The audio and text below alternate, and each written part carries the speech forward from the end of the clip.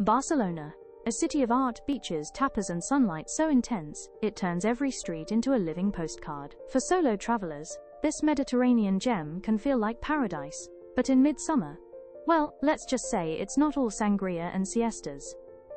Today I'm diving into the real pros and cons of traveling alone in Barcelona during the hottest, busiest time of year.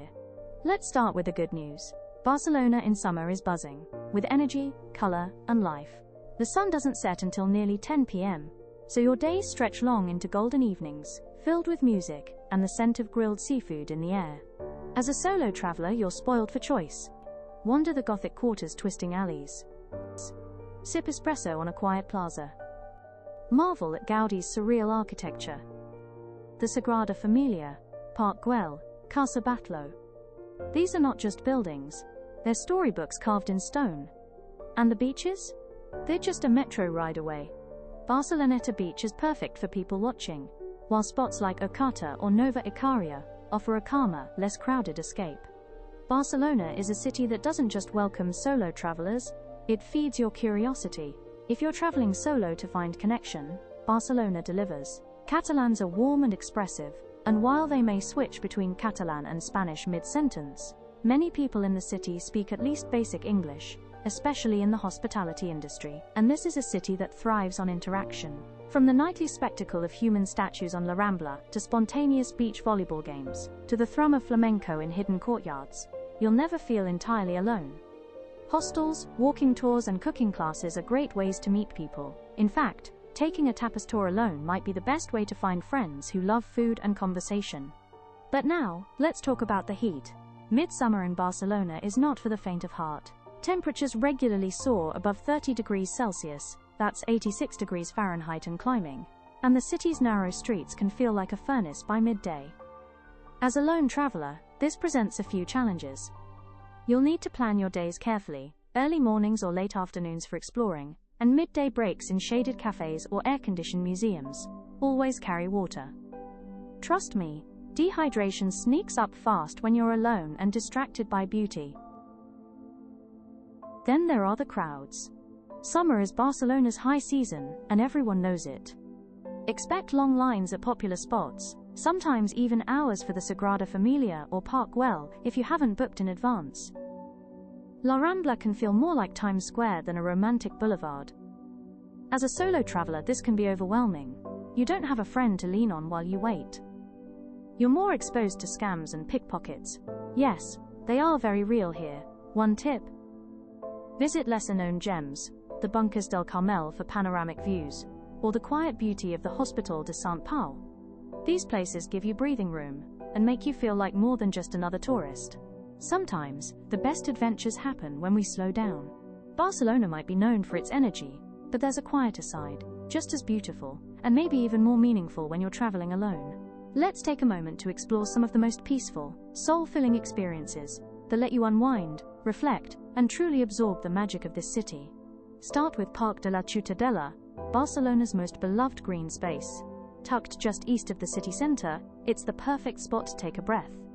Rent a little rowboat and drift across the lake, or simply stretch out under the palms with a book and the sounds of birdsong and distant guitar music.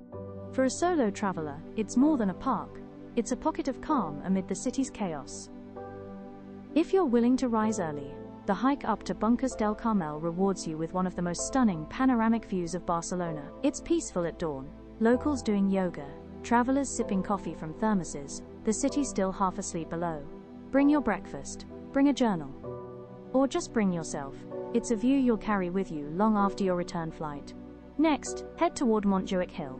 You can walk, take the funicular, or float up in a cable car. Yes, the views are worth it. At the top, you'll find Montjuic Castle, but the real charm lies in its gardens. The Jardin de Mossen Costa de Llobera, for instance, are home to one of Europe's largest cactus collections. It's quiet, uncrowded, and completely unique. Nearby, the Joan Miró Foundation offers abstract art that's as meditative as it is colorful. Here, your pace is your own. You don't need to race between sites, you can let them come to you. Want a neighborhood that feels more like a village than a city? Spend an afternoon in Gratia. It's artistic, bohemian, and full of cozy plazas lined with cafes. Find a table outside, order a cortado or a vermouth, and just watch the world drift by. This is one of the safest, most welcoming areas for solo travelers, and it's where you're most likely to strike up a conversation with a local or another traveler, or not. Maybe today's a day for quiet. And that's okay too. Need a break from the Barcelona bustle? Take a 40-minute train ride south to Sitges. This beach town offers soft sand, turquoise water, and an artistic legacy that stretches back decades. Stroll along the waterfront promenade, explore the small, elegant museums, or just lay on the beach with a cool drink and no schedule at all. It's an ideal solo day trip, easy to navigate, full of charm, and a refreshing contrast to the city heat. Now, about safety. Generally, Barcelona is safe for solo travelers. But like many major cities, especially in summer, petty crime increases. Pickpocketing is the #1 issue. Leave valuables at your accommodation. Use a crossbody bag that zips. Don't hang your phone over your cafe table. And at the beach, never leave your belongings unattended, not even for a dip.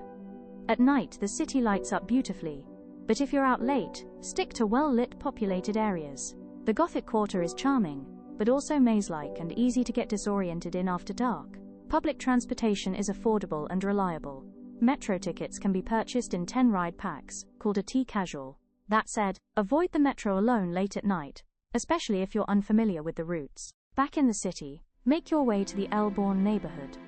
It's quieter than the Gothic Quarter, but just as rich in history. Wander through local artisan shops, sit in candlelit bars with exposed stone walls, or step into the Elborn Cultural Center, where ancient ruins rest beneath glass floors. Here the pace slows, and that's a gift for a traveler exploring alone. You can linger where your curiosity leads you.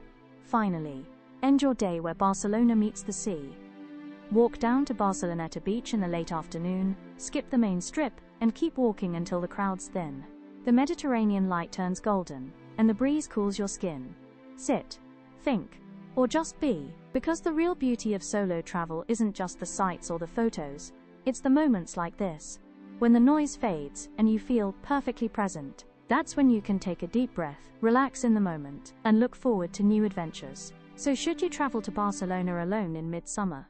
If you can handle the heat, the crowds, and a few challenges, absolutely. You'll discover a city that pulses with life, where every street corner holds a story, and every evening ends in golden light over tiled rooftops. You'll gain confidence, independence, and memories that last long after the tan fades. Yes, you'll sweat. Yes, you'll wait in line. But you'll also stand in front of a Gaudi masterpiece with no one beside you, and realize you don't need anyone else to feel amazed. Because Barcelona doesn't just show you its beauty, it dares you to find your own. If you enjoyed today's content, why not like, subscribe, give the video a thumbs up, and leave a comment.